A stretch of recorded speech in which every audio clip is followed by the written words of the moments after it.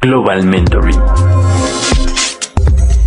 Experiencia y conocimiento para tu vida.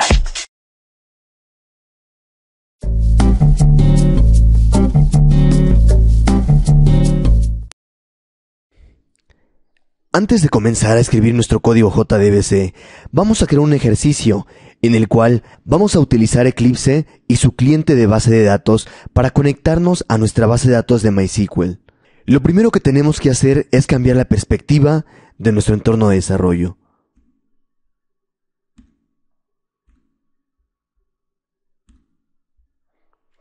Como podemos observar, la perspectiva nos modificó las ventanas que tenemos abiertas en nuestro entorno de desarrollo. Aquí es donde vamos a crear nuestra conexión a la base de datos de MySQL.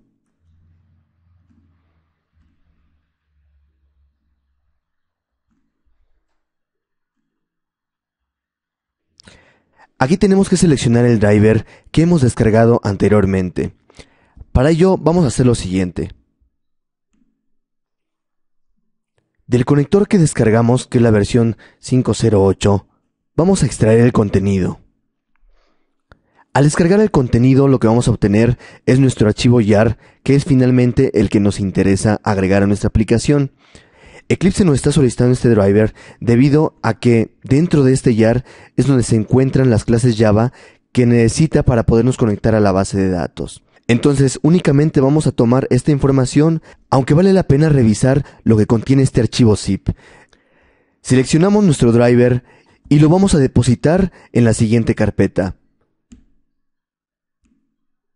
En el disco duro E, o también puede ser el disco duro C, he creado la carpeta MyWork y también una carpeta de libs. En la carpeta de libs vamos a estar descargando las librerías.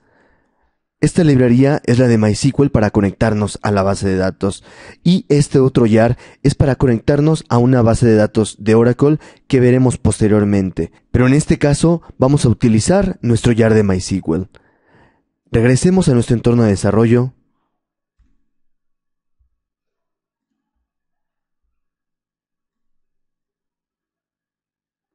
Seleccionamos la versión 5.0 y este wizard nos está solicitando la ubicación del archivo YAR.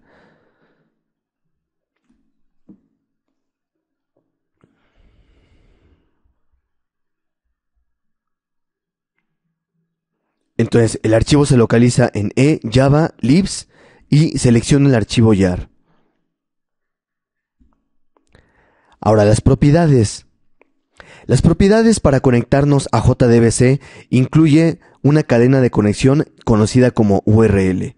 También incluye el nombre de la base de datos a la cual nos vamos a conectar, la clase Java que se va a utilizar para crear una nueva conexión y el nombre de usuario y contraseña relacionados a la base de datos que queremos acceder.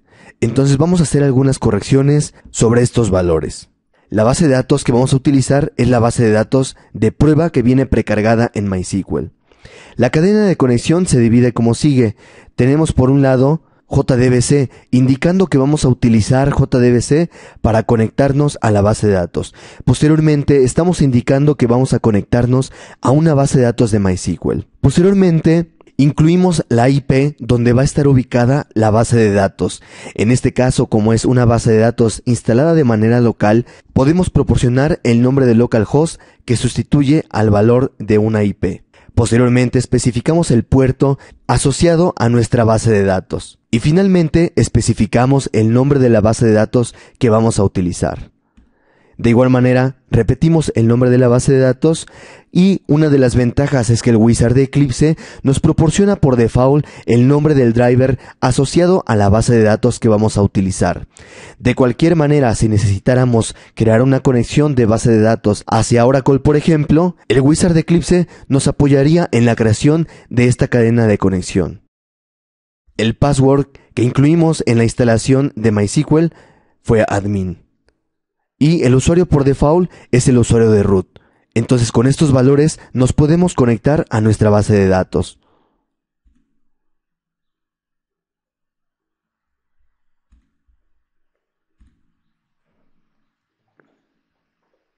Hacemos el test de prueba y nos hemos conectado correctamente a nuestra base de datos.